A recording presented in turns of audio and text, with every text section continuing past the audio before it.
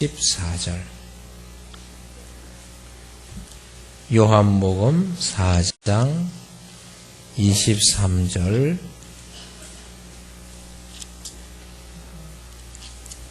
부흥회 가운데 목사님 말씀을 우리가 많은 시간 듣기 위해서 다른 순서는 일체 가지지 않습니다. 4장 23절 24절 우리 같은 음성으로 함께 읽겠습니다. 아버지께 참되게 예배하는 자들은 영과 진리로 예배할 때가 오나니 곧 이때라. 아버지께서는 자기에게 이렇게 예배하는 자들을 찾으시느니라. 하나님은 영이시니 예배하는 자가 영과 진리로 예배할지니라. 아멘. 강사 목사님 되시는 이현석 목사님 프로필은 주보 안에 자세히 잘 나와 있습니다. 현재 세계로 병원 원목으로 계시면서 여러 곳에 집회를 많이 인도하고 계십니다. 오늘 저녁에 우리 교회에 오신 것을 환영하고 여러분들이 기쁜 마음으로 맞이하시면서 나오실 때 크게 좀 격려의 박수로 맞이해 주시기 바랍니다.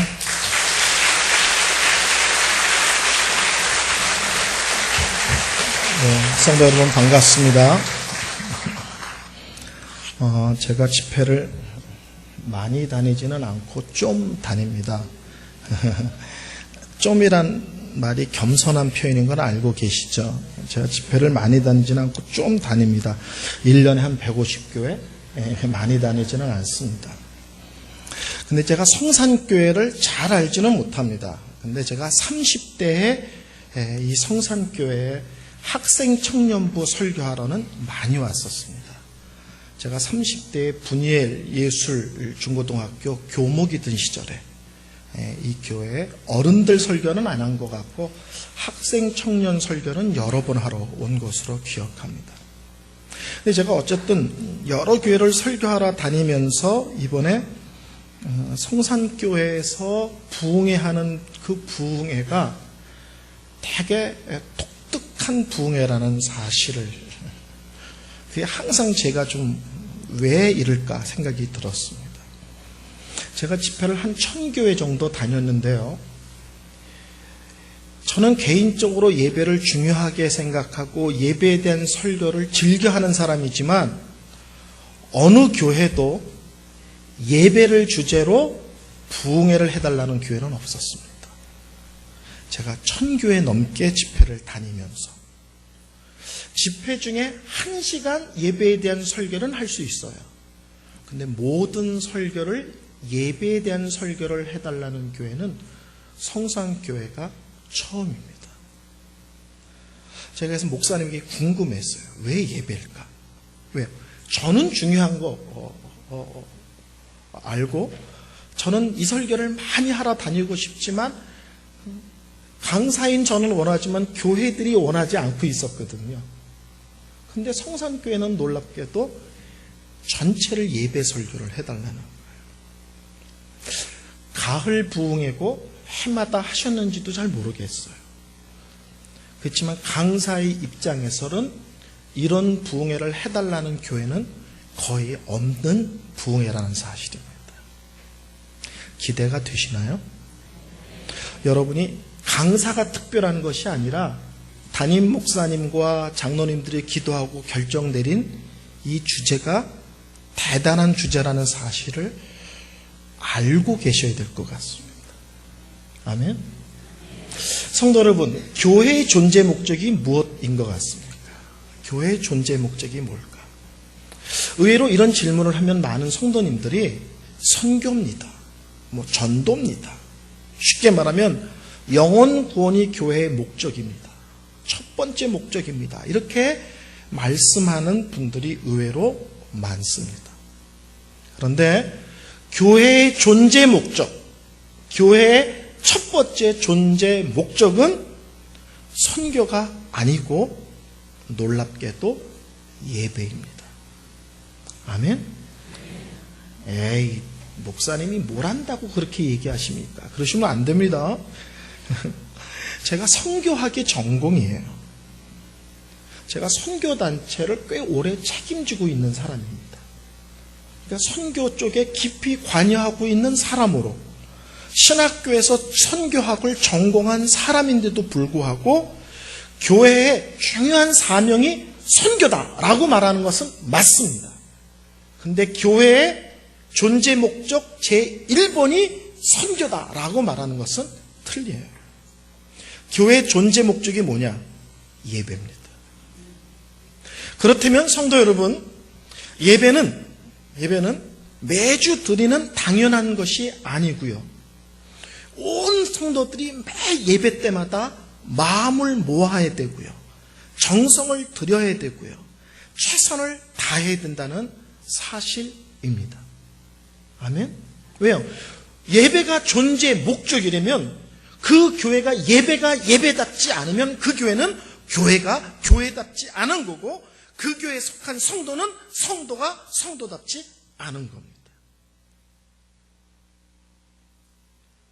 그래서 이번 부흥회는 어떤 면에서는 교회의 가장 본질적인 것들을 듣고 배우고 깨닫고 마음에 새기고 은혜 받는 시간들입니다. 첫째, 하나님이 세상을 창조하신 목적이 뭔가? 성경은 놀랍게도 예배다 이렇게 말합니다. 하나님이 이 세상을 창조하셔서 뭐 하시려고요? 성경은 하나님이 예배 받으시려고, 하나님이 영광 받으시려고, 하나님이 찬양 받기 위해서 이 세상을 창조하셨다고 성경은 말씀하고 있습니다. 성도 여러분, 예배는 좁게 모이면 작은 개념으로서는 교회당에 모여서 찬송하고 기도하고 말씀을 듣는 것이 예배입니다. 그렇지만 본질적인 정의로서의 예배가 뭐냐라고 따질 때 예배는 훨씬 넓습니다. 그것은 뭐냐면 예배는 뭐냐면 누가 가장 높냐는 거예요. 누가 가장 귀한 분이냐는 거예요. 누가 가장 크시냐는 거예요. 누가 가장 놀라우시냐는 거예요. 내 삶 전체 속에서 최우선순위는 누구냐? 이것을 고백하는 행위가 예배입니다. 아멘? 여러분, 왜 하나님께 예배해야 됩니까? 라고 물어보면 하나님이 가장 크신 분이기 때문에 하나님께 예배하는 거예요. 왜 하나님께 예배해야 되느냐? 하나님이 가장 놀라우신 분이기 때문에, 하나님이 가장 귀하신 분이기 때문에, 하나님은 거룩하시고 하나님은 영광이시고 하나님은 이 세상 모든 것을 창조하셨고 그분이 신이 이 세상 모든 것을 다스리시고 주관하시는 분이기에 하나님께 예배하는 것입니다. 성도 여러분, 구약시대에는 안식일을 범하면 죽여버렸다고요. 이렇게 생각할 수 있죠. 아예 안식일 하나 범한 것 같고 사람을 죽인다는 게 말이 되냐? 아니에요.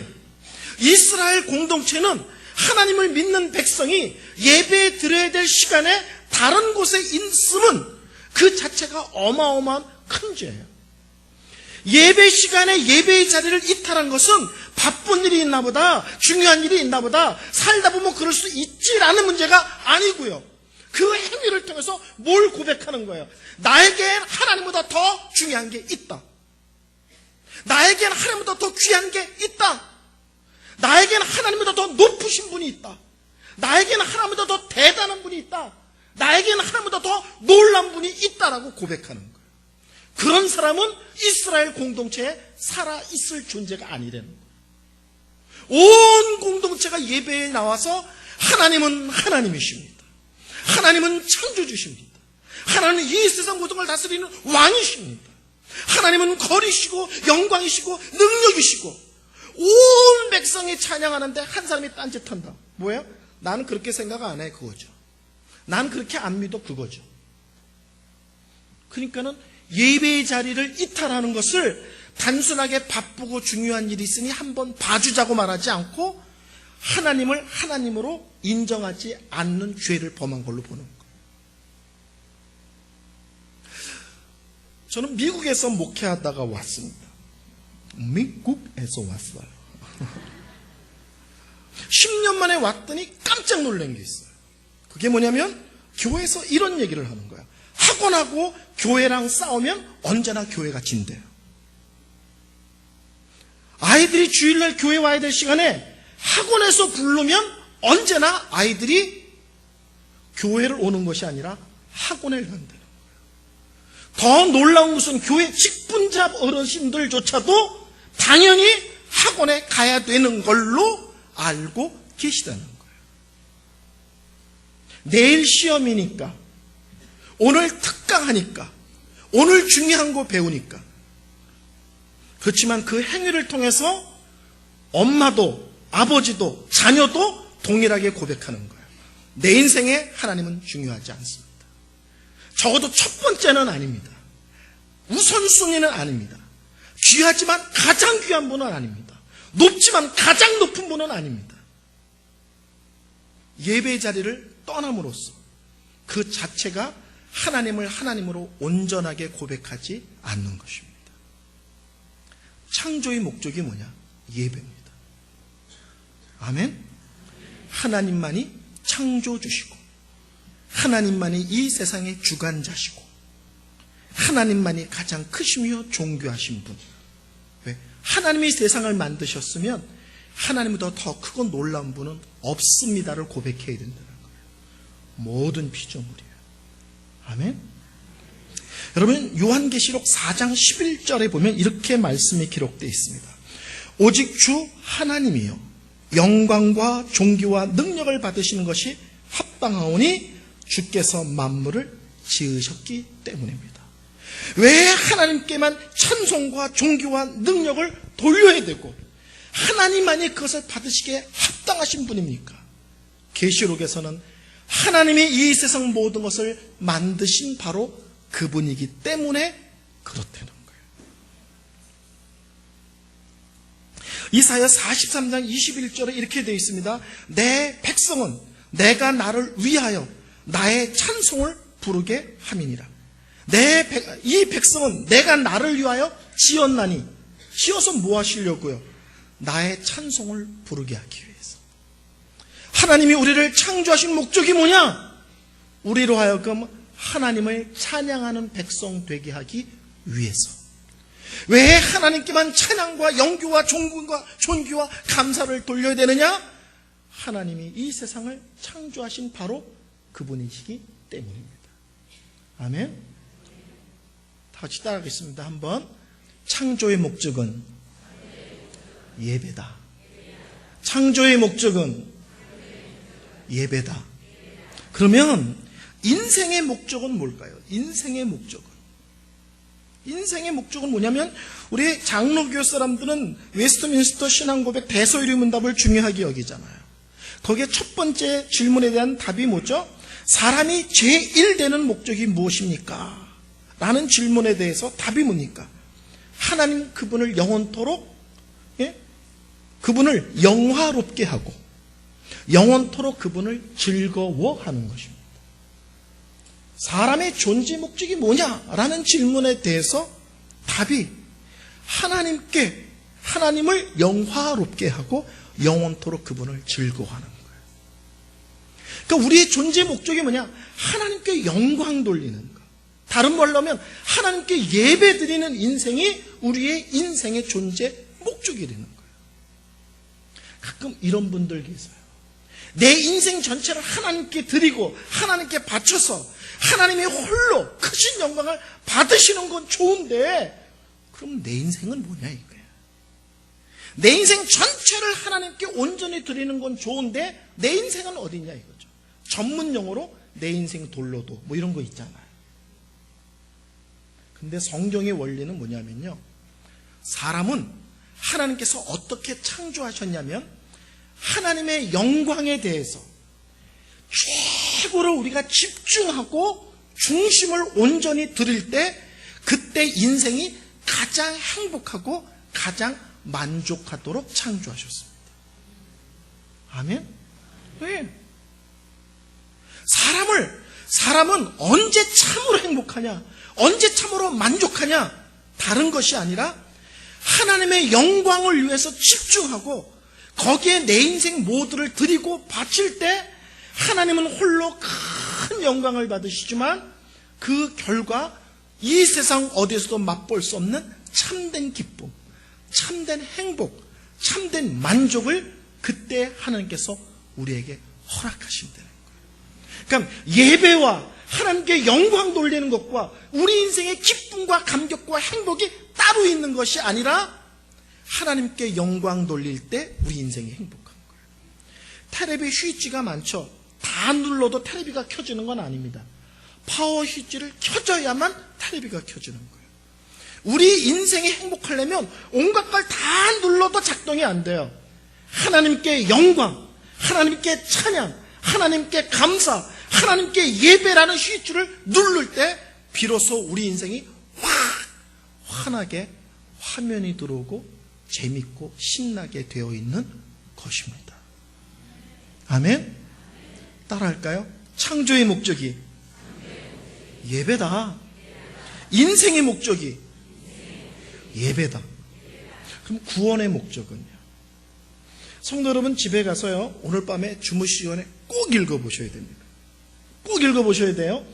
집에 가셔서 에베소서 1장 3절부터 14절까지를 밤에 꼭 읽고 주무시기 바랍니다. 에베소서 1장 3절부터 14절까지 읽고 주무시는데 그거 읽을 때 조심하셔야 돼요. 잘못하면 숨 막혀 죽습니다. 제가 그 성경을 읽는 법을 가르쳐 드릴게요. 혹시 성가대 찬양할 때 지휘자가 손을 이렇게 지휘하는 손을 눈여겨보신 적이 있습니까? 성가 지휘자가 노래를 시작할 때 대체 손을 이렇게 올립니다. 이렇게 올리면 일반적으로 정상적인 성가대면은 손을 올릴 때 숨을 들이쉽니다. 이렇게 뱃속에다가 바람을 많이 집어넣습니다. 공기를 이렇게. 그리고 내리면서 노래가 시작됩니다. 에베소서 1장 3절부터 14절을 읽으실 때는 성경을 읽기 전에 배에다가 공기를 잔뜩 집어넣으셔야 돼요. 그리고 읽으셔야 돼요. 왜냐하면 3절부터 14절까지 12절이 한 문장입니다. 중간에 숨 쉬시면 안 돼요. 그게 한 문장이에요. 무슨 말이냐면 사도 바울이 에베소 교회 성도들에게 편지를 쓰는데 말로 따지면 말을 막 쏟아놓는 경우가 있잖아요. 막 그냥 급해가지고 있잖아 내 말 좀 들어봐 그러고 막 따발총처럼 막 쏟아놓는 거 있잖아요. 바울이 편지를 쓰는데 막 그렇게 쓰는 거예요. 12줄이 한 문장이에요. 감옥에 있는 바울이 바깥에 있는 사람에게 소리 지르면서 하고 싶은 얘기가 있는 거예요. 소리 지르면서 하고 싶은 게. 여러분, 억울하게 감옥에 있는 사람이 바깥에 있는 사람에게 소리 지르면서 하고 싶은 얘기가 뭐가 있겠어요? 바울은 이때는 거예요. 첫 번째는 뭐냐면은 하나님께서 나 같은 죄인을 구원하기 위해서 놀랍게도 이 세상을 창조하시기도 전에 구원의 계획을 짜놓으셨다는 거예요. 사도 바울은 다메섹 도상에서 예수 믿는 사람을 가만 놔두지 않겠다고 이를 악물고 주먹을 악주고 정신없이 달려가다가 부활의 주님을 만났습니다. 자기는 그때 예수님께서 자기를 만나줬다고 생각을 했는데 구원의 원리를 깨달았더니 그때 만나주신 것이긴 하지만 자기를 구원하려는 하나님의 계획은 이 세상을 창조하기 전에 이미 세워놓으신 계획이라는 거예요. 예수 믿는 사람을 죽이는데 가장 앞장섰던 그런 자기를, 예수의 원수 노릇했던 자기를 하나님은 구원하기 위해서 이 세상을 창조하시기도 전에 나를 사랑하기로, 나를 구원하기로, 나를 하나님의 자녀 삼기로, 나를 사도로 삼아 엄청난 구원의 역사를 일으키는 주의 종이 되도록 창세전에 계획하셨다는 거예요. 깜짝 놀랄 일이죠. 두 번째 바울이 놀라운 것은 그런 나를 구원하기 위해서 하나님은 구원의 계획을 세웠지만 예수님은 이 땅에 오시사 나 같은 죄인을 구원하기 위해서 십자가에 피 흘려 돌아가셨다는 거예요.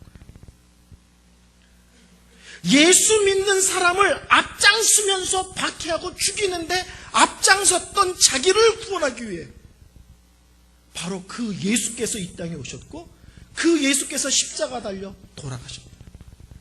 바울이 감옥에서 예수 믿는 사람을 죽이는데 앞장섰던 자기를 위하여 놀랍게도 예수께서 오셨다는 사실에 감격하는 거예요.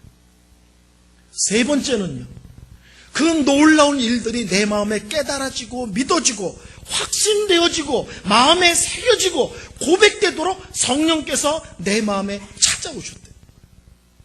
그래서 하나님의 놀라운 구원의 계획과 예수님의 십자가의 구원의 사건들이 내 속에 내 것 되도록 믿어지고 깨달아지고 감격되어지고 은혜되어지고 마음이 뜨끈뜨끈해지고 고백하고 찬양하는 백성 되기 위하여 성령께서 나에게 찾아오셨대요. 근데 놀라운 것은 에베소서 1장 3절부터 14절까지 성부 하나님이 행하신 것, 성자 예수님이 행하신 것, 성령 하나님이 행하신 것에 대한 결론이 뭐냐면, 그래서 뭐 하시려고요? 성부 하나님이 창세전에 나를 구원하려고 계획 세우셨는데 그래서 뭐 하시려고요? 예배하는 백성 만들려고. 예수께서 십자가 달려 돌아가셨는데 뭐 하시려고요? 예배하는 백성 되게 하시려고. 성령께서 찾아오셔서 내 마음에 믿음을 허락하시고 놀라운 구원의 원리들을 깨달아지고 믿어지도록 역사하셨는데 그래서 뭐 하시려고요? 예배하는 백성 되게 하시려고.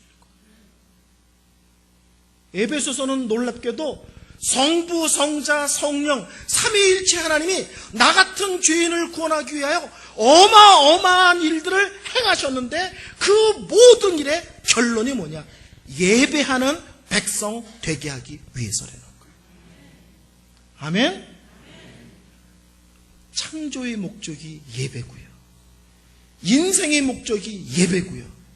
하나님이 우리를 구원하신 목적이 예배입니다. 아멘? 근데 재밌는 게 있어요.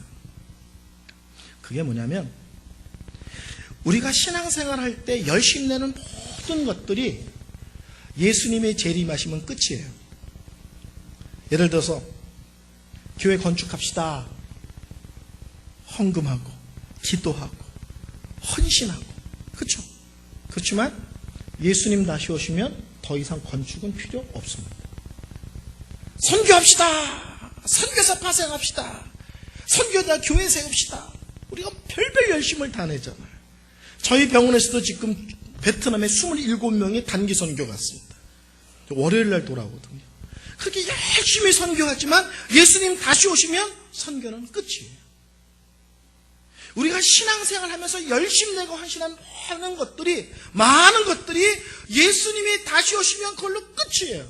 더 이상 필요가 없습니다. 그런데 놀랍게도 성경은 예배만은 영원하다는 거예요. 아멘? 예배만은 영원하다는 거예요. 그래서 성경이 보면 놀랍게도 천국의 모습을 무엇으로 그리냐면 예배하는 모습으로 그려요. 천국의 모습을.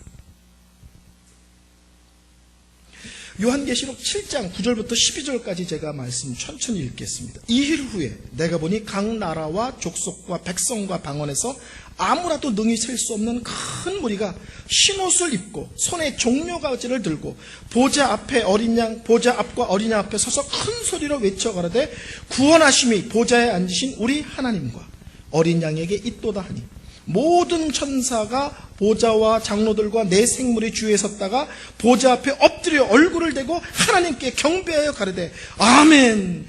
찬송과 영광과 지혜와 감사와 존귀와 능력과 힘이 우리 하나님께 세세토록 있을지어다. 아멘 하더라. 하나님 보좌 앞에서 천국에 온 그 수없이 많은 사람들이 하나님을 향하여 찬송과 영광과 존귀와 감사를 받으시기에 합당하신 하나님께 이것이 영원 세세토록 있기를 원합니다. 계시록을 봤더니 천국 가서 뭐 하느냐? 예배 드리고 있어요. 그러니까 예배는 이 땅에서 드리고 마는 것이 아니라 천국까지 계속 이어지는 것입니다. 그래서 유명한 신학자가 이런 얘기를 했어요. 예배가 지겨운 사람은 천국 갈 준비가 안 된 사람이다. 여기서 예배가 지겨우면 천국 가면 돌아버리는 거예요. 여기는 일주일에 한 번이면 되는데 천국 가면 날마다 매 순간 쉬지 않고 드릴 텐데,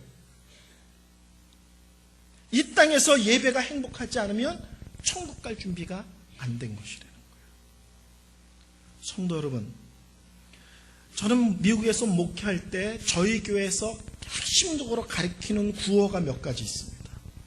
그 중에 하나가 예배에 목숨 거는 교회입니다. 다른 것은 다 양보할 수 있지만 예배만큼은 양보하지 않습니다. 예배만큼은 철저히 드립니다. 예배만큼은 분명하게 드립니다. 그래서 저희 교회 구호 중에 하나가 예배에 목숨 거는 교회입니다. 저는 성산교회가 다른 그 무엇보다도 예배에 목숨 거는 교회, 예배에 온 힘을 집중하는 교회가 되기를 바랍니다. 가끔 교회에서 크고 작은 행사를 하다 보면 담당자들이 와서 목회자가 이렇게 얘기하는 경우들을 종종 봅니다. 목사님, 설교 짧게 하세요.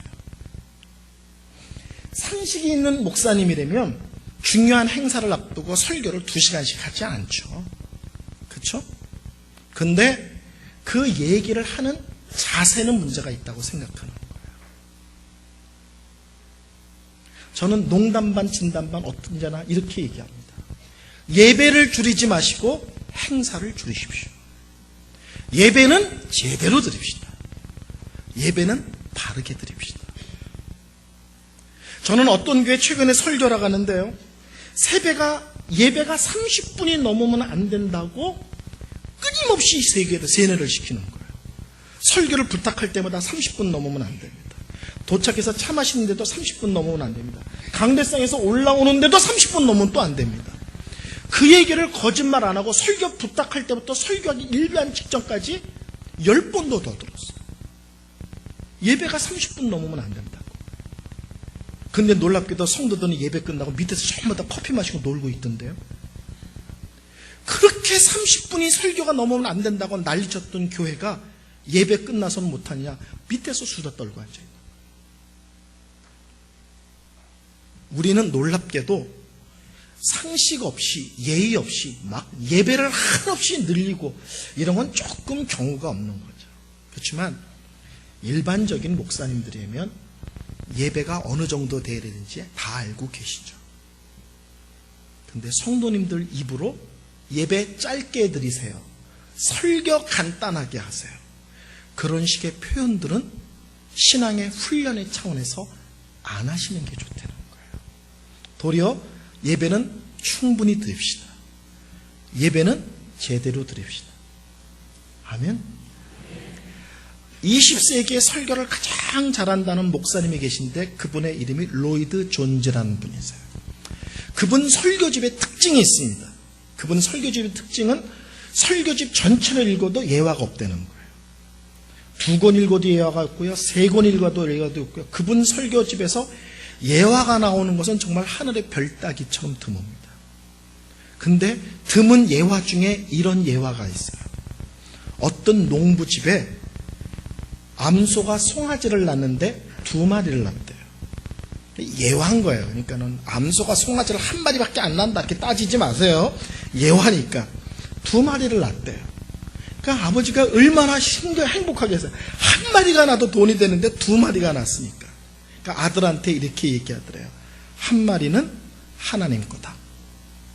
아들이 물어봤대요. 어느 거요? 왼쪽 거요? 오른쪽 거요? 어느 송아지가 하나님 거예요? 그건 나중에 얘기해 줄게. 그리고 한 달 뒤에 송아지 1마리가 병에 걸려 죽었습니다. 그래서 아버지가 아들을 불러서 이렇게 얘기했대요. 얘야, 큰일 났다. 하나님 송아지가 죽었다. 무슨 말인지 아시죠? 우리는 중요할 때 뭐부터 자르느냐? 놀랍게도 하나님과 관계된 것부터 자른다는 거예요. 바쁘다! 뭐부터 빠르느냐? 이번 주일날은, 그렇죠?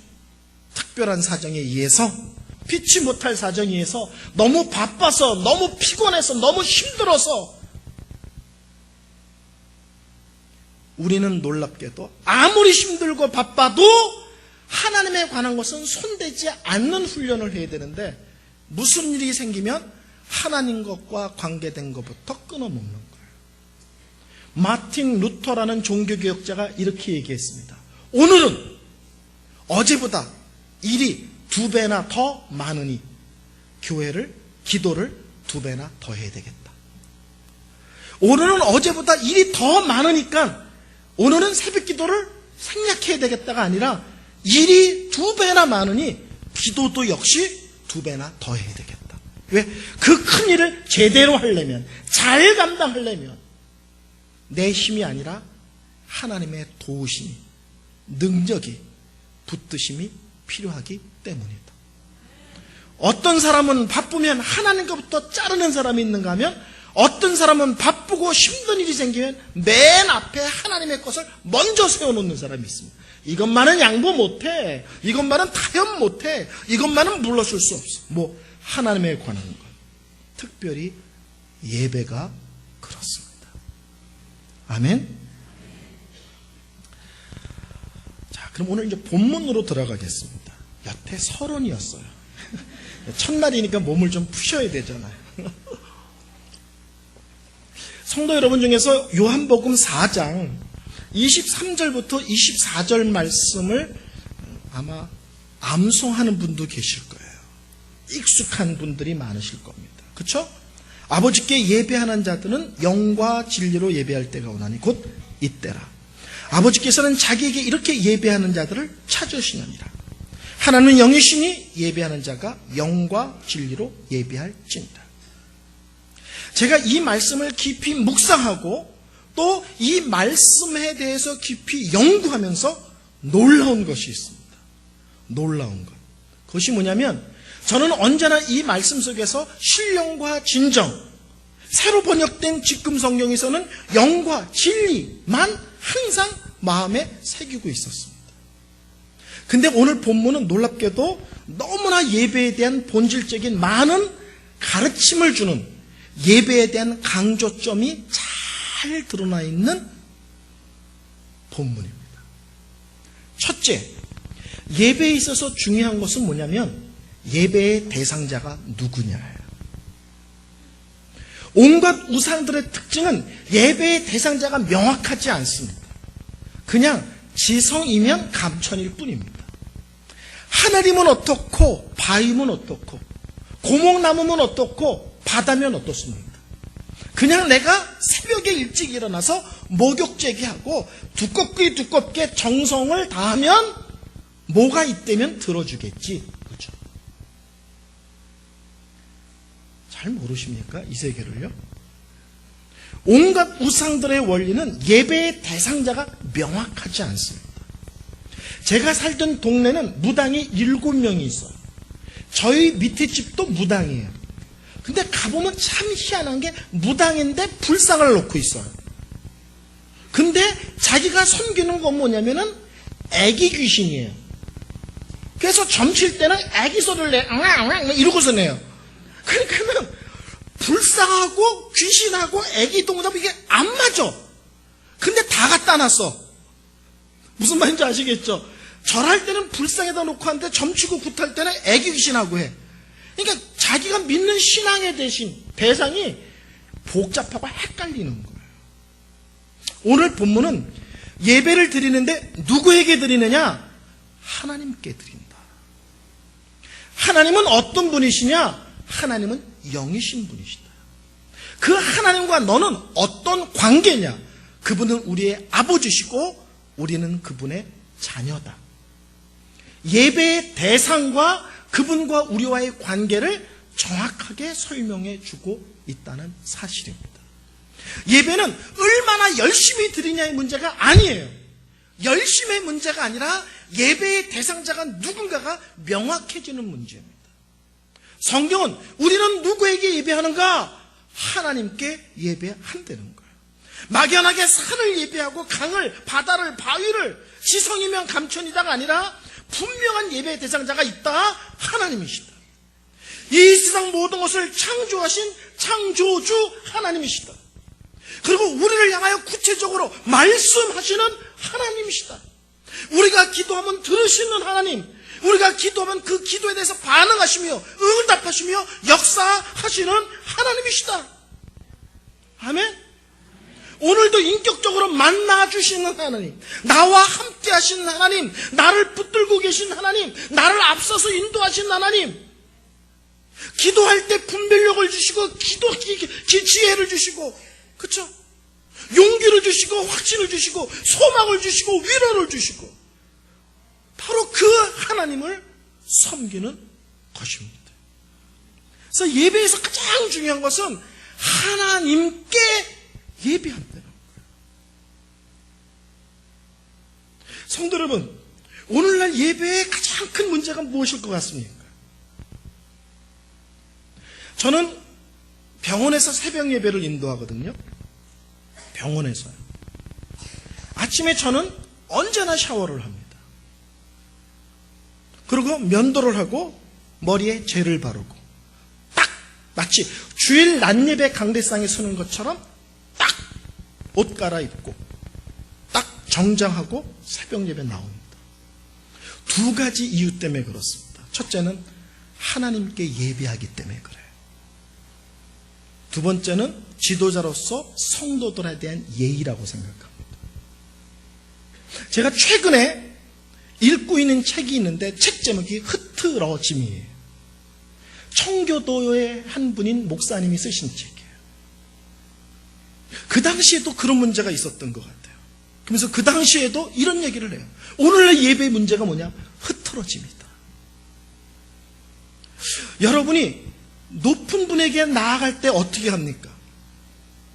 옷도 조심스럽게 입고요. 그렇죠? 문 앞에서 먼지 털고 거울에 비춰보고 넥타이가 바른지 머리는 흐트러지지 않았는지 밥 먹고 이빨에 고춧가루 끼진 않았는지 다 점검하고, 심하면 목소리 톤도 정하죠. 그렇죠? 사람에게 나아갈 때도 그렇게 조심하고 옷매무시, 얼굴 표정 하다못해 목소리까지 가다묻는데, 왜 하나님께 나아갈 때는 아무거나 입고 아무거나 신고 아무렇게나 나오냐는 거예요. 오늘날 예배의 가장 큰 문제는 뭐냐? 특히 교육기관 속의 예배의 가장 큰 문제는 뭐냐? 하나님이 예배를 받으신다가 중요한 것이 아니라 예배 드리는 우리가 행복하냐, 즐거우냐, 눈물이 흐르냐, 은혜가 되느냐, 감격이 되느냐가 더 중요해요.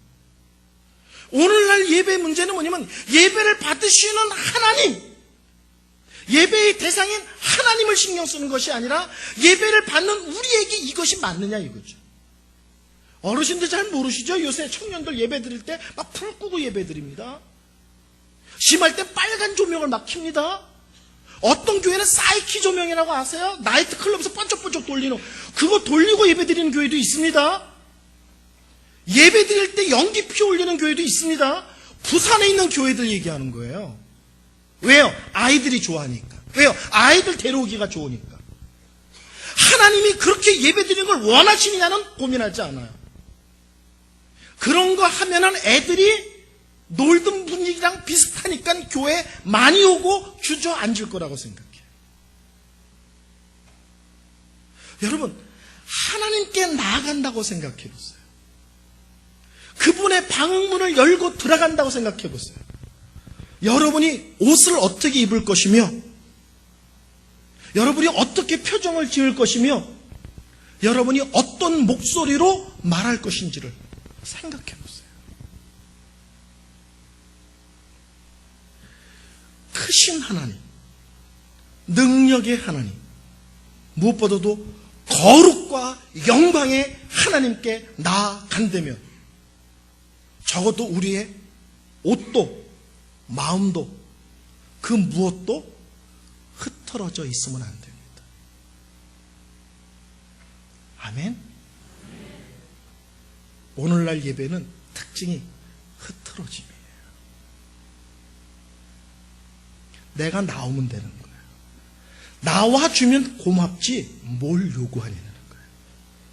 근데 지금 내가 누구에게 나아가고 누구 앞에 앉아있고 어떤 분 앞에 머리를 조아리고 있다는 사실을 놓치고 있습니다.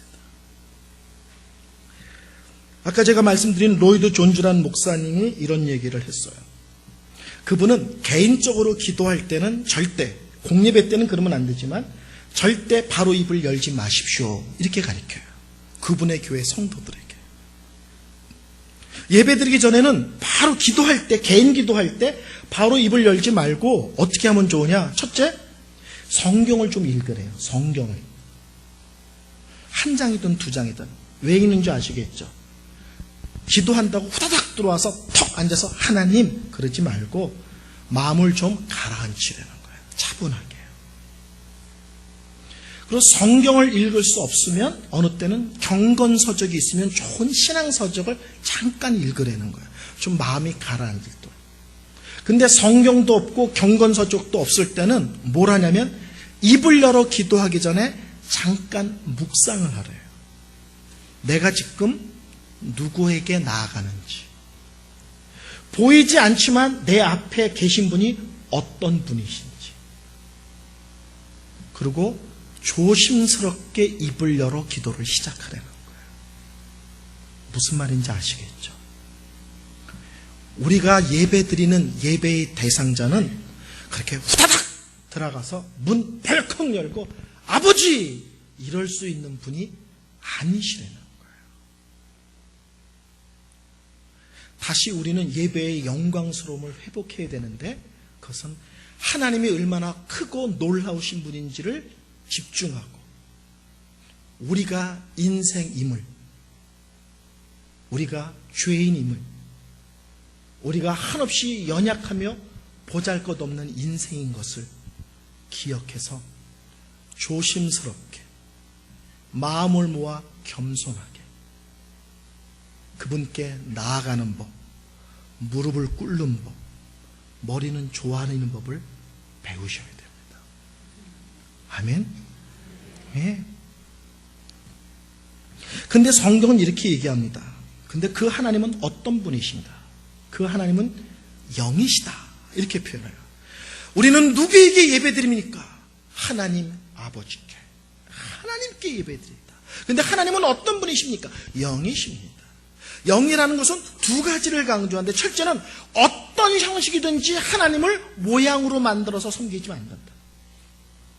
어떤 모양이든지 모양을 만들어 놓고 바로 이것이 나를 구원한 여호와 하나님의 모습이라고 고백하고 그 앞에 절하면 안 된다는 거예요. 영이시라는 것은 눈으로 보거나 손으로 만질 수 있는 존재가 아니기에 눈으로 보고 손으로 만질 수 있는 형태를 띤 모습으로 하나님을 만들어 섬기지 말라는 거예요. 두 번째는요, 하나님은 영이시란 말은 어떤 의미가 있냐면 시간과 공간에 제약을 받지 않으신다는 거예요. 이것은 우리에게 한없는 위로와 담대함을 주면서 한편 우리에게 상당히 두려움을 주는 내용들입니다. 무슨 말인지 아시죠? 하나님은 교회당 안에 갇혀 계신 분이 아니시죠. 저는 어렸을 때 저희 교회에 강대상 의자가 셋이 있었습니다. 옛날 의자 아시죠? 이렇게 뾰족뾰족 해가지고 이렇게 높고 의자가 셋. 근데 아무도 저에게 뭐라고 얘기하지 않았지만 저는 그 의자가 성부, 성자, 성령을 상징한다고 혼자 생각했습니다. 나중에 제가 우연히 큰 교회를 가는데 의자가 6개인 걸 보고 되게 당황했습니다. 누가 모르진 않았는데 제 모교회가 의자가 3개라서 삼위일체 하나님을 상징한다고 혼자 생각했어요. 그 이유 중에 하나는 제가 다니는 교회는 이 강대상 위에 여자분들은 절대로 올라올 수가 없었어요. 더군다나 이 강대상을 청소하거나 만지는 것은 큰일 날 일입니다. 절대 여자분들은 이 강대상 근처에 얼씬도 하지 못하는 교회였습니다. 청소조차도요. 교회에서 아무도 저에게 뭐라고 말하지 않았지만 저는 자연스럽게 하나님은 교회당 안에 계신 분, 특별히 강대상 위에는 더 세게 계신 분이라고 생각을 했어요. 누가 얘기해 주진 않았지만. 왜? 강대상 주위를 하도 이렇게 조심스럽게 엄하게 다스렸기 때문에. 근데 성경에 보면 솔로몬이 성전을 다 지은 뒤에 이렇게 기도합니다. 하늘의 하늘이라도 땅이라도 여호와 하나님을 다 감당할 수 없습니다.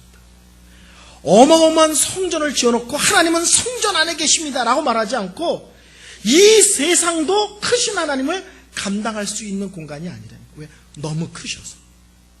성전을 지어놓고요. 우리 하나님은 교회당 안에 갇혀 계시지 않습니다. 다른 말로 하면 우리 하나님은 어디에나 계세요. 이것이 첫째는 우리에게 큰 위로와 힘이 됩니다. 저는 서울 토백입니다. 서울 토백이 나름이거든요. 옛날에는 강남이라는 거 없었습니다. 강남은 논바닥 진흙구덕이었거든요. 옛날에는 서울하면 종로 광화문이 서울입니다. 저희 집이 광화문 사거리, 이수신 장군이 서 있으면 눈길이 머무는 그 자리가 저희 집이었습니다. 지금 감리교 교단 본부가 서 있습니다. 광화문 사거리, 청와대 정문 맞은편. 제가 청와대 마당에서 썰매 타고 놀았습니다. 김신조가 넘어오기 전까지.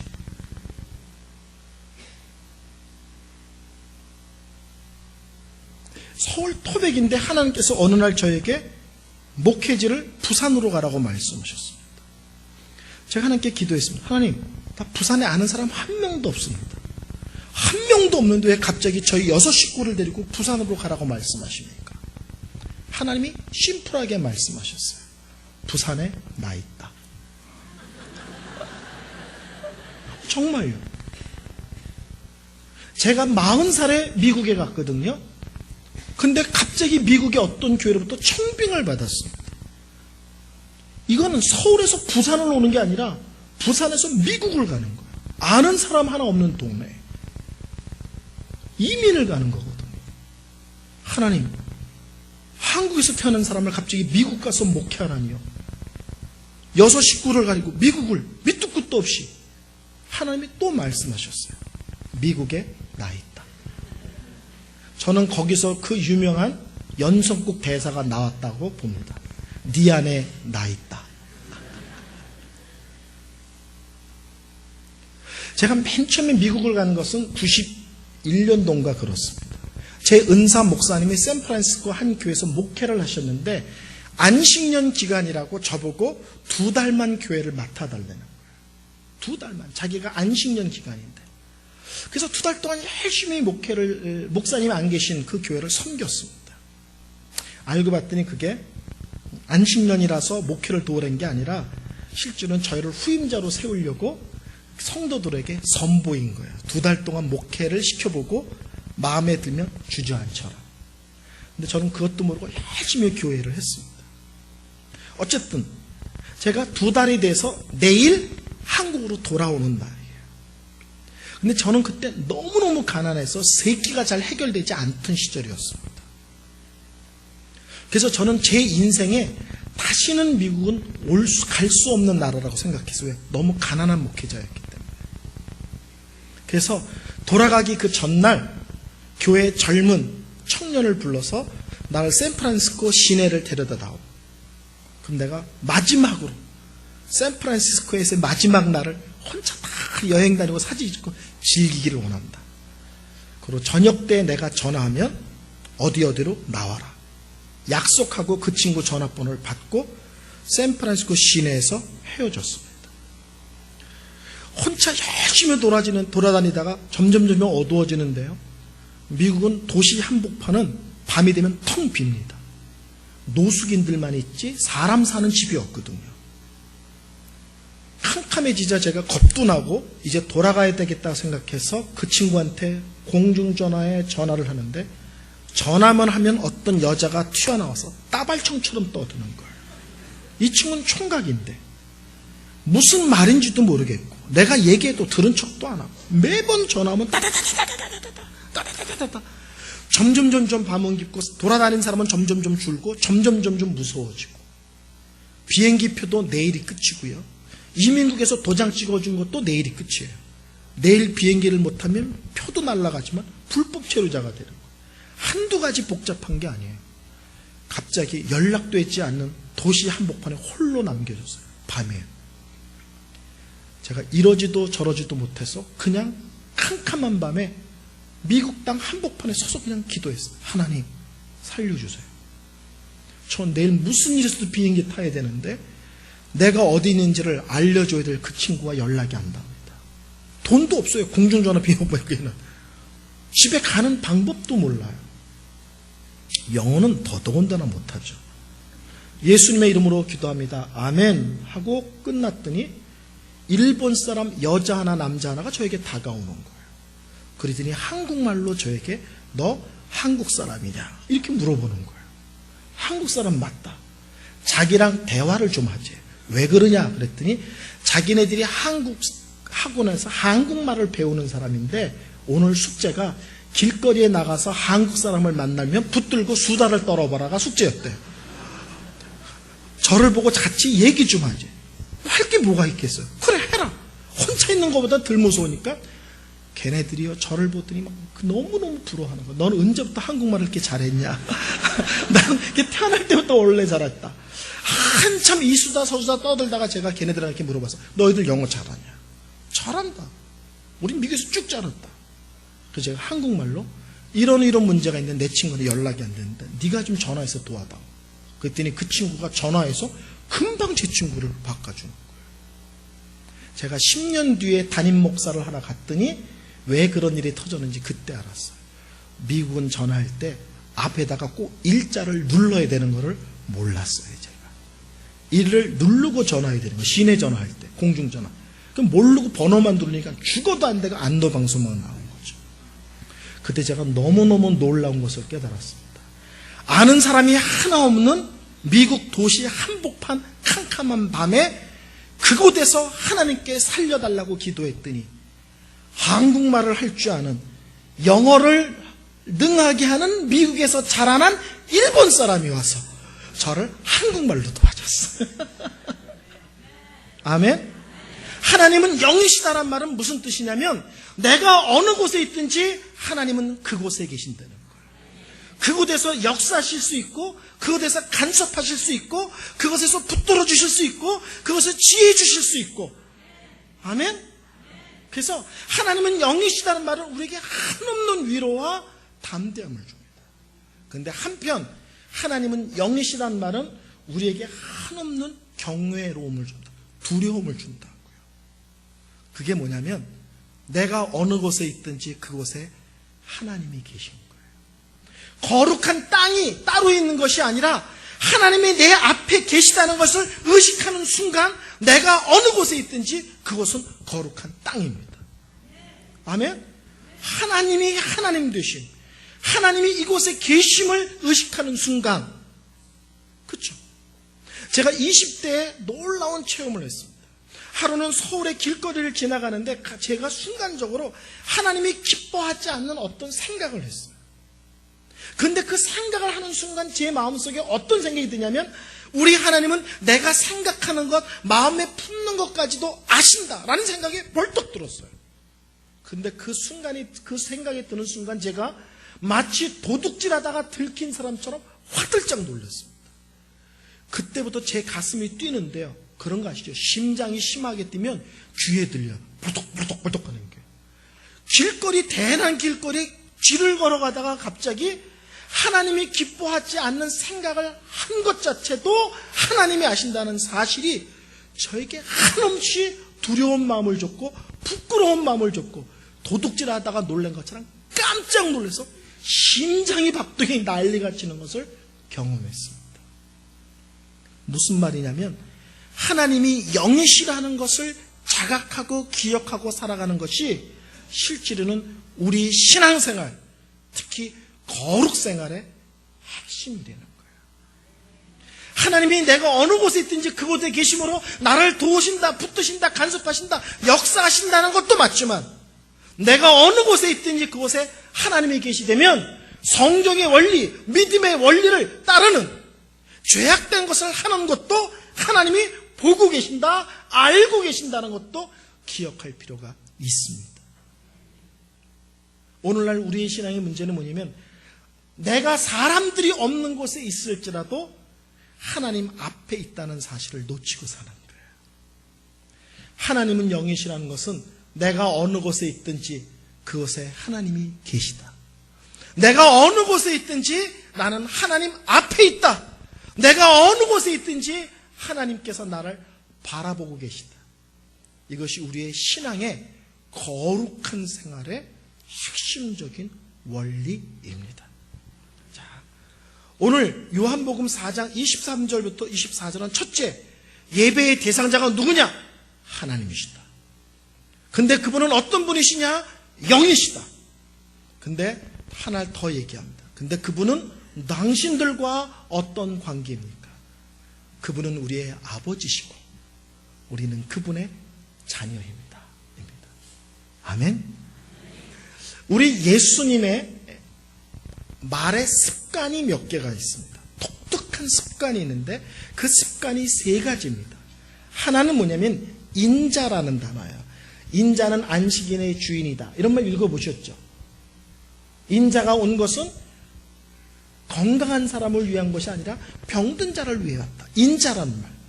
이것을 흔히 신학적 용어로 메시아 자기 칭호라고 그래요. 쉽게 말하면 예수님이 자기가 자기를 가리킬 때 쓰는 단어가 인자예요. 쉽게 말씀드릴게요. 전두환 대통령이 자기가 자기를 가리킬 때 뭐라고 씁니까? 전두환 대통령이 연설할 때 자기가 자기를 가리킬 때 뭐네나 이러잖아요. 노태우 대통령은요, 자기가 자기를 때 뭐라고 합니까? 예, 나 이 사람, 그쵸? 보통 사람이에요. 뭐 이러잖아요. 나 이 사람. 자기가 자기를 가리킬 때. 우리 예수님은 자기가 자기를 가리켜서 말할 때는 언제나 인자는 이렇게 썼어요. 그러니까 예수님의 말 독특한 버릇이에요. 자기가 자기를 가리킬 때. 근데 예수님이 쓰는 또 하나의 방법이 있는데 그것은 뭐냐면 아멘이란 단어예요. 우리나라 말에는 진실로 진실로 내가 너희에게 말하고 뭐 이런 거 진실로 이게 아멘이란 단어예요. 그래서 신학자들은 그 말은 할렐루야처럼 번역하면 안 되고 그냥 아멘 아멘 내가 말하노니 이렇게 해야 된다 이 얘기를 해요. 그게 왜 예수님의 독특한 버릇이냐면 일반적으로 사람들은 찬양의 끝에 아멘, 기도의 끝에 아멘, 아멘을 끝에 써요. 근데 우리 예수님은 말씀하실 때 아멘을 맨 앞에다 써요. 말씀을 하시고 아멘 이렇게 하는 게 아니라 아멘 아멘 하며 내가 말하노니. 쉽게 말하면 본인이 하나님이시고 내가 말하는 것이 말씀이다 진리다를 선포하는 거예요. 그래서 우리는 아멘을 뒤에 쓰는데 예수님은 본인이 하나님이고 지금 내가 얘기하는 것은 훌륭한 선생의 가르침이 아니라 하나님으로서 권위를 갖고 하나님 말씀을 증거하는 거야. 그래서 아멘을 앞에다 써요. 아멘 아멘 내가 말하노니. 예수님의 두 번째 말습관 아멘을 앞에 쓰신다. 세 번째 말습관인데 그것은 하나님을 아빠라고 부르는 거예요. 본인만 아빠라고 부르는 것이 아니라 제자들에게도 하나님을 아빠라고 부르라고 그렇게 했어요. 제가 전도사 때 섬기던 목사님은 항상 하나님을 이렇게 불러요. 아버님 이렇게. 그럴 때마다 제가 속으로 그래요. 왜 아바바만은 아닌가? 그랬어요. 여러분 성경보다 더 거룩하시면 안 돼요. 성경만큼 해야죠. 성경보다 도가 넘치면 안 되는 거죠. 아바마마 아닙니다. 아버님 하교하여 주시옵소서 이런 거 아닙니다. 우리 예수님이 가리킨 단어는 실제로는 아빠예요. 이 두 단어가 균형을 가져야 됩니다. 하나님, 아버지. 이 두 단어는 손을 잡을 수 있는 단어가 아니에요. 하나님은 이 세상 모든 것을 창조하시고 다스리시는 크고 위대하고 거룩과 영광이신 하나님이세요. 근데 놀랍게도 그분이 우리 아버지시고 우리가 그분의 자녀예요. 아멘? 이 두 단어가 균형감 있게 자리를 잡는 게 예배와 신앙의 핵심적인 자세입니다. 자 보세요. 우리 예수님께서 주기도문 할 때 이렇게 얘기하십니다. 하늘에 계신 우리 아버지요. 여기서 하늘에 계시다는 것은 하나님은 하늘이라는 장소, 어떤 공간에 있고 이런 뜻이 아니라 우리에 대한 구별됨이에요. 쉽게 말하면 하나님은 우리와 다르십니다. 하나님은 우리와 구별되십니다. 하나님은 인생이 아니십니다. 하늘에 계신이란 말은 하나님은 우리와 완전히 다른 구별된 크고 높으신 분이십니다. 근데 그분이 우리 아버지십니다. 아멘. 그래서 교회 안에서 이 두 개가 하나로 치우칠 때 교회가 문제가 돼요. 하늘에 계신 우리의 아버지에서 하늘에 계신을 강조하면 교회가 경직되어집니다. 하나님이 무섭게만 느껴져요. 근데 반대로 아버지를 강조하면서 사랑을 강조하면 교회가 방자해집니다. 그래서 질서가 없어지고 성도들이 교회에서 할 말 못할 말 다 하고 승질 날 때 승질 다 부리고, 그렇죠? 삐끼고 엎고 뒤집고 뛰쳐나가고 별거 다 하는 거. 왜? 하나님이 하나님으로 느껴지지 않고 사랑만 강조되기 때문에. 그래서 예배의 균형, 하나님에 대한 자세의 규명은 하나님은 우리와 구별되신 분이십니다에 대한 정확한 이해와 함께, 그런데 그분이 놀랍게도 우리의 아버지 되어 주셨습니다 하는 이 두 개가 균형감 있게 자리를 잡는 것입니다. 아멘. 나중에 또 말씀드리겠지만 이것을 시편에서는 이렇게 표현합니다. 떨며 즐거워 할지어다. 이게 어떻게 가능하냐? 가능합니다. 이제 나중에 예배 시간에 한번 임재에 대한 설교를 할 건데요, 하나님의 거룩한 임재에 압도되면 하나님에 대한 두려움으로 떠는 것과 너무 행복해서 즐거워하는 감정이 공존합니다. 무슨 말인지 아시겠어요? 무슨 말이냐면 하나님이 내 앞에 계신 게 눈으로 보듯이 확인이 될 때가 있어요. 그렇게 하나님이 선명하게 만나주실 때가 있어요. 그러면요, 그분의 거룩함과 영광 앞에 내 죄가, 나의 부끄러움이 적나라하기 때문에 부끄럽고 죄송하고 몸둘 바를 모르고 내가 꼭 죽을 것 같처럼. 왜? 그분의 영광이 비춰진 나의 죄 때문에. 그래서 그쪽으로 보면 두려워 떠는 요소가 생기는데, 근데 그분이 우리 아버지시고 나를 사랑하시고 나를 만나주셨다는 사실 때문에 한없는 기쁨과 감격이 같이 와요. 그래요. 거룩한 영광에 압도될 때 하나님에 대한 경외와 하나님에 대한 한없는 기쁨이 동시적으로 자리를 잡습니다. 균형감 있게요. 그래서 오늘 성경은 얘기합니다. 하나님이시다, 영이시다, 아버지시다. 우리와 구별됨을 설명함과 동시에 그분이 우리 아버지로 만나주시고 사랑하시고 만져주시고 안아주시고 보듬어주시는 친밀감과 이 가까워 있음에 대한 놀라움을 함께 우리에게 얘기해주고 있습니다. 아멘. 우리가 예배를 드리는데 바로 그 하나님께 예배를 드리는 거예요. 하나님이시다. 어떤 분이신데요? 영이시다. 우리와의 관계는 아버지시고 우리가 그분의 사랑하는 자녀다. 그분께 예배를 어떻게 드려야 되느냐? 어떻게 드려야 되느냐? 오늘 성경에는 신령과 진정으로, 새로 번역된 성경에는 영과 진리로 이렇게 말합니다. 여기서 조심해야 될 것이 있는데, 일반적으로 한국교회에서는 영과 진리로 할 때 그 영을 성령이라고 일반적으로 많이 가르치는 가르침이 편만해 있어요. 근데 예배에 대한 괜찮은 수준 있는 책들을 보면 그렇게 설명되어 있지 않습니다. 저희 집에는 예배에 대한 책이 몇 권 있는지 잘 모르겠어요. 근데 50권은 넓고 100권은 안 될 것 같아요. 저는 예배에 대한 책이 있으면 모르면 몰랐지 눈에 띄면 삽니다. 지금도. 예배에 대한 책을 나름 꽤 많이 봤습니다. 영어 성경을 보면 이것이 정확해집니다. 영어 성경에서 이 영이 성령을 가리키려면 두 가지 특징을 지녀야 되는데, 첫째, 스피릿이라는 단어에 S가 대문자여야 됩니다. 두 번째, 그 대문자 앞에 정관사 더가 붙습니다. 일반적으로 성령을 가리킬 때는요.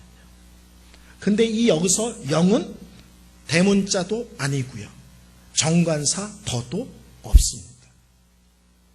이 문맥을 이해하려면 이 대화가 무슨 대화인지를 아셔야 돼요.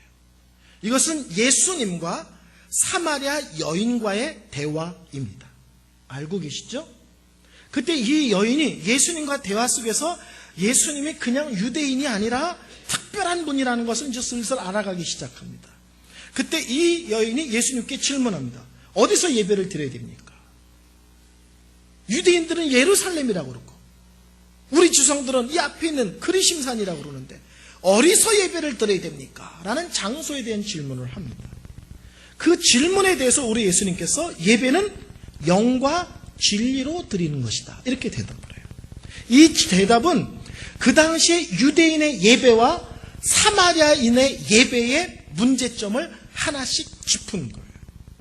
사마리아 사람들은 예배를 어디서 드리냐? 예루살렘에 가서 예배를 못 드립니다. 사마리아 사람들은 이스라엘 사람들과 아수르 사람 사이에 태어난 혼혈인이에요. 이들은 피가 섞였다는 이유로 유대인들에게 아주 무시를 당했고 예루살렘의 성전에 들어갈 수 없습니다. 그러자 그들은 그리심산이라는 곳에 자기네들의 예배 처소를 만들어 놓고 거기서 예배합니다.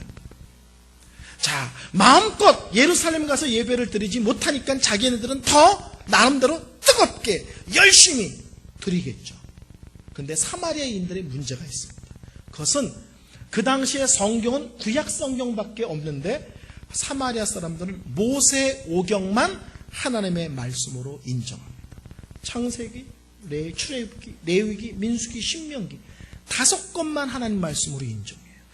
열심은 있고 뜨거움은 있고 최선을 다해 드리는데 그들에게는 참 말씀이 없는 거예요.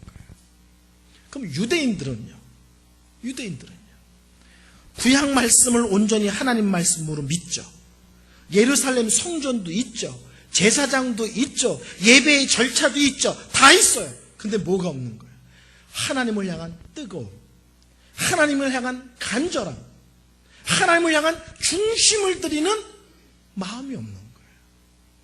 그러니까 한쪽은 열심은 있는데 말씀이 없고, 한쪽은 말씀과 모든 예배 절차가 순서대로 다 잘 짜졌는데 정작 성도들 마음에 하나님을 향한 뜨거운 마음, 예배를 향한 온전한 중심 드림이 없는 것이에요. 그래서 우리 예수님께서 여기서 예배 드릴까요? 저기서 예배 드릴까요? 우리 식으로 하면 유대인들의 예배가 맞습니까? 사마리아 예배가 맞습니까? 라는 질문에 대해서 그들 예배의 하나씩의 문제가 무엇인지를 짚어내는 것입니다. 예배는요, 항상 성경에 근거해야 합니다. 아멘? 우리가 얼마나 열심히 드리냐, 뜨겁게 드리냐의 문제가 아니에요. 저희 집사람의 요리 시간이 그래요. 저는 저희 집사람이 음식을 먹을 때마다 맛있다는 느낌이 별로 없어요. 30년이 됐는데.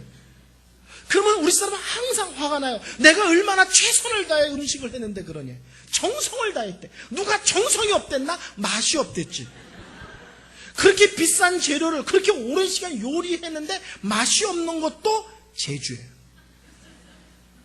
근데 우리는 이것을 자꾸 헷갈려요. 내가 정성을 다해 드리면 맛이 있을 거라고 생각을 해요. 아니에요. 요리하는 내가 좋은 것이 아니라 그 요리를 먹는 사람이 맛있고 행복해하죠. 최근에 불고기를 해주겠대요. 좋지, 불고기. 그들이 갑자기 불고기를 해야 하는데 불고기에 콩나물이 들었어. 웬 콩나물? 그랬더니 문득 콩나물을 넣어서 먹으면 괜찮을 것 같아. 시험을 했대. 내가 그래서 이건 신혼 때 시험하는 거지. 결혼한 지 30년이 됐는데 아직도 남편을 향해서 음식을 시험한다는 게 말이 되냐? 그럼 또 얘기가 나와요. 내가 얼마나 정성을 다했는데. 누가 정성을 다했는데 맛이 없다니까요. 무슨 말인지 아시죠? 우리가 열심히 모였다, 크게 노래했다, 주여 삼창을 했다. 우리가 열심히 하는 것 전에 중요한 게 있어요. 성경의 원리를 따르고 있는 거예요. 하나님 말씀을 듣고 배우는데 집중하고 그것을 귀하게 여기는 거예요. 말씀의 토대 위에 있지 않으면 아무리 열심히, 아무리 뜨겁게, 아무리 최선을 다해도 그것은 참 예배일 수가 없습니다. 비행기를 운전하는 사람이 미국에서 서울로 가야 되는데 미국에서 중국으로 가요. 느낌 이상해. 승객들이 비행기 제대로 갑니까? 조종사로 했죠. 제대로 가는지는 모르지만 열심히 가고 있습니다. 최선을 다해 제가 조종하고 있습니다. 밥도 안 먹고 잠도 안 자고 쉬지도 않고 이 운전대를 잡고 지금 비행기를 운전하고 있습니다. 열심히 하느냐 최선을 다하느냐 먼저 문제가 있다고요. 하나님 말씀을 제대로 배우시고 그 말씀에 귀를 기울이시고 그 말씀을 따라 예배하는 원리가 온전입니다. 그 위에 뭐가 있어야 되는 거예요?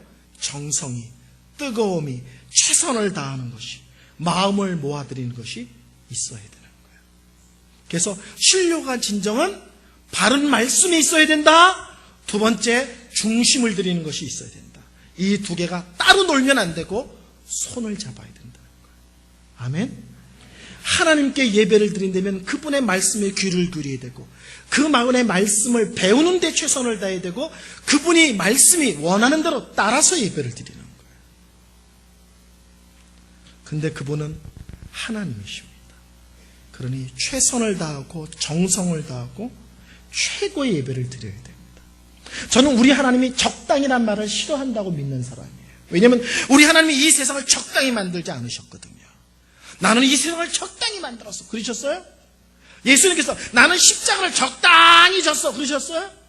나는 너희들의 죄를 위해서 내 보혈을 적당히 좀 흘렸어. 그러셨어요?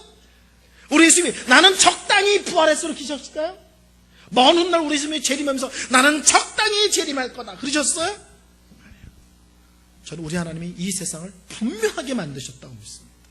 예수님이 십자가를 분명하게 지셨고 정확하게 부활하셨고 마지막 날 확실하게 오실 걸로 믿습니다.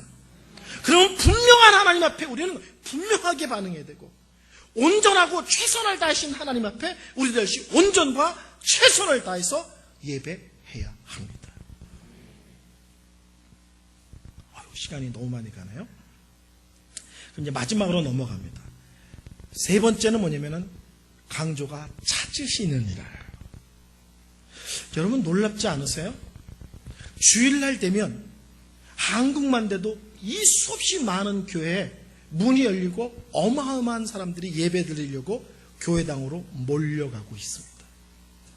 근데 우리 예수님께서 이렇게 말씀하십니다. 나는 신령과 진정으로 예배하는 자들을 찾는다.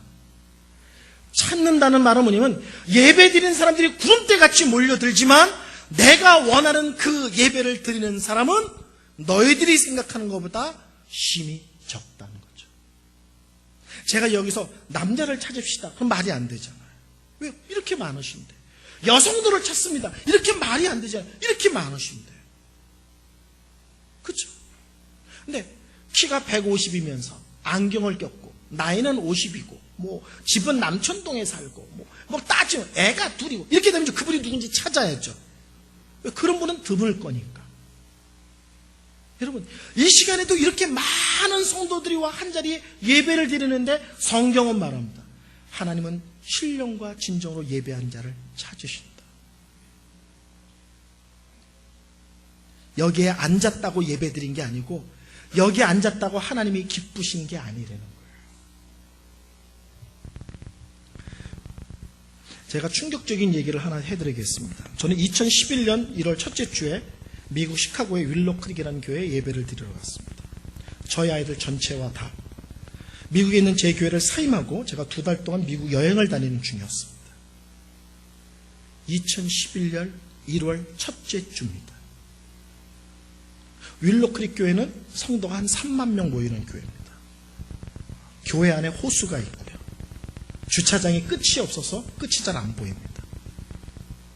어마어마하게 큰 교회입니다. 전 세계에 막강한 영향을 주는 교회들입니다. 근데 그 교회에 1월 첫째 주에 갔는데 놀랍게도 예배가 없습니다. 이 담임 목사님은 휴가 중이십니다. 뭐가 있었는지 아세요? 입구에서 힙합 콘서트가 있다는 쪽지를 나눠줬어요. 저는 그 교회를 여러 번 가봤습니다. 98년도부터. 근데 본당에 딱 들어갔더니 예배실을 완전히 무대 공연할 수 있도록 짜놨습니다. 새롭게. 그리고 그날 커크 프랭클린이라는 그 그래미상을 7번이나 탄 CCM 가수가 있습니다. 힙합으로 하는데 그 친구가 콘서트를 하는 거예요. 기도도 없고요. 광고도 없고요. 성경을 읽는 것도 없고요. 설교도 없습니다. 그야말로 1월 첫째 주에 힙합 콘서트를 하고 있었어요. 온 성들이 흔들어 춤추고 이런 분위기입니다. 제가 행복했던 건 오직 하나입니다. 모든 예배가 끝났을 때 1월 첫 주일이니 주에 있는 사람과 허구하고 해피 뉴 이어를 외치라고 얘기했고, 제 주에는 너무나 백인 여자들이 너무 많이 있었습니다. 합법적으로 그들을 안으면서 해피 뉴 이어. 한참 그 친구가 이리 뛰고 저리 뛰고 힙합 찬양을 부르기 시작했습니다. 한 반 이상이 지나자 그 친구가 강대상 정가운데 있는 키보드 앞으로 탁 갔더니 앉더니 그때부터 키보드를 치면서 노래를 부르는데 누돌프 사슴코를 부르기 시작했어요. 크리스마스가 지난 지 일주일밖에 안 됐으니까. 그러자 온 성도들이 갑자기 누돌프 사슴코를 부르기 시작했습니다. 누돌프 사슴코는 생각보다 코가 빨갰대. 다시 봤더니 더 빨갰대. 막 이러면서 온 성도들이 루돌프 사슴코는 매우 반짝였어. 생각보다 더 억수로 이러면서 노래 부르기 시작했습니다. 그 노래를 끝나자 그 친구가 다음 노래를 뭘 불렀냐면 스티비 원더라는 유명한 미국 가수가 있습니다. 그 사람의 세계적인 히트곡이 I just call to say I love you 이런 노래인데, 스티비 원더라는 사람은 앞이 안 보이는데 머리를 흔들면서 노래를 부른 사람이에요. 근데 그 사람 흉내를 내면서 I just call to say I love you 이 노래를 부르자 온 성도들이 손을 이르면서 그 노래를 처음부터 끝까지 따라 부르기 시작했습니다. 그 교회가 3만 명이 모이는 교회의 1월 첫째 주 모습입니다. 그리고 전 세계 많은 교회들이 그 교회의 영향을 받습니다. 그런데 정작 그 교회는, 목사님은 1월 첫째 주에 휴가 가시고 정작 그 교회는 예배가 없었습니다. 사람이 얼마나 구름대같이 몰려드느냐, 교회가 얼마나 크냐, 얼마나 재정이, 얼마나 건물이, 얼마나 시스템이 대단하냐가 아니라, 저는 1월 첫째 주부터 예배를 드리지 못했어요. 교회를 갔는데 교회가 예배가 없어요. 여러분, 우리가 속을 수 있습니다. 큰 게 좋죠. 그러나 더 중요한 게 있습니다. 말씀이 바른가? 예배가 바른가? 아멘? 그런 의미에서 성산교회가 특별하다는 거예요. 예배를 주제로 부흥이 하는 교회가 제가 1000번 넘게 집회를 다니면서 처음이었다니까요. 하나님은 놀랍게도 성경이 이렇게 말씀하지 않습니다. 나는 목사감을 찾는다. 나는 선교사감을 찾는다. 나는 장로, 권사, 안수 집사감을 찾는다 말하지 않습니다. 성경은 이렇게 말합니다. 나는 참된 예배자를 찾는다. 참된 예배자가 아니면 좋은 목사일 리가 없습니다. 참된 예배자가 아니면 좋은 선교사일 리가 없습니다. 참된 예배자가 아니면 좋은 장로님, 좋은 권사님, 좋은 안수 집사님, 좋은 교사, 좋은 성가대, 좋은 구역장일 리가 없습니다. 예배를 가비히 여기는 자, 예배를 우습게 여기는 자, 예배보다 더 중요하게 여기는 사람이 있다면 그 사람은 절대 교회에서 합당한 사역자 1, 2, 직분자 1, 2가 없습니다. 하나님은 일보다 예배를 원하시고, 일보다 그분 앞에 나와 겸손히 머리를 조아리며 무릎을 꿇는 영혼들을 먼저 찾고 계시기 때문입니다. 에더브 토저라는 목사님은 이런 얘기를 했습니다. 하나님은 일손이 딸려 일꾼을 찾으시는 분이 아니시다. 하나님은 일손이 딸려서 나의 일을 할 일꾼이 어딘가를 찾는 것이 아니라, 하나님은 예배자를 찾고 예배자 속에서 하나님의 사역자를 찾아 불러내실 분입니다. 예배를 가벼이 여긴다는 것은 하나님을 가벼이 여기는 거예요. 예배를 우습게 여긴다는 것은 하나님을 우습게 여기는 거예요. 예배를 소홀히 여긴다는 것은 실제로는 하나님을 소홀히 여기는 것입니다. 예배를 대충 드리는 사람은 실제로는 하나님도 대강 생각하면서 섬기는 사람입니다.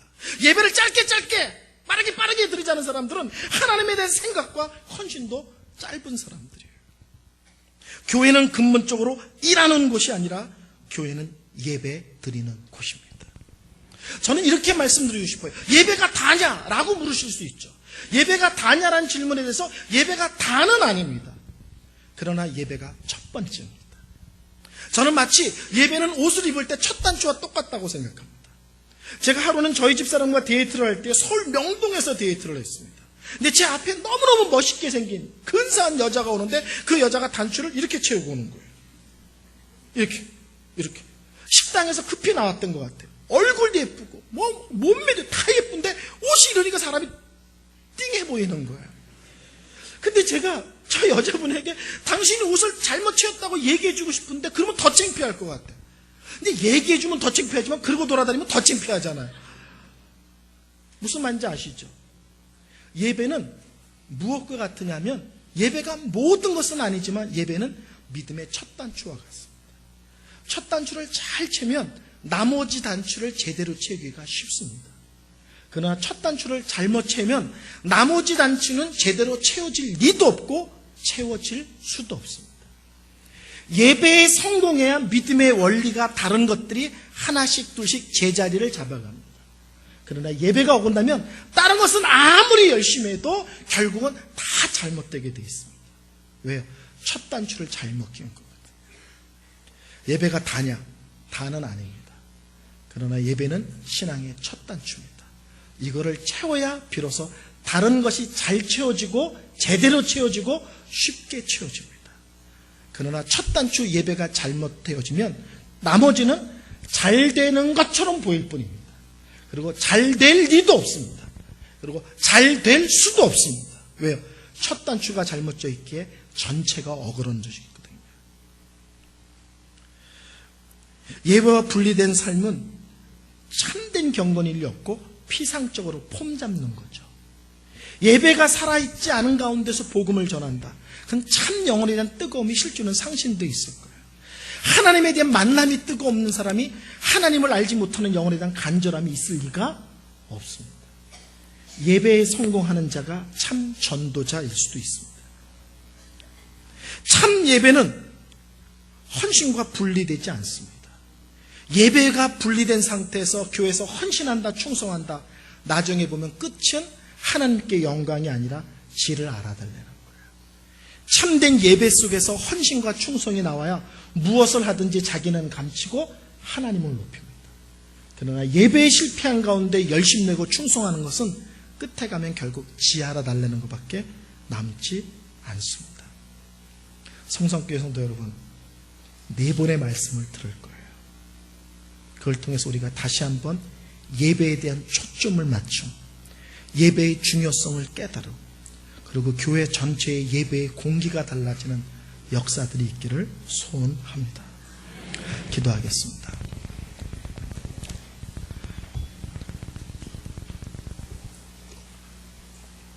하나님, 이 가을에 참된 예배를 회복하라는 다른 교회는 구별된 주제로 부흥회를 하게 하시고 말씀을 통해 말씀을 듣게 하여 주심을 감사드립니다.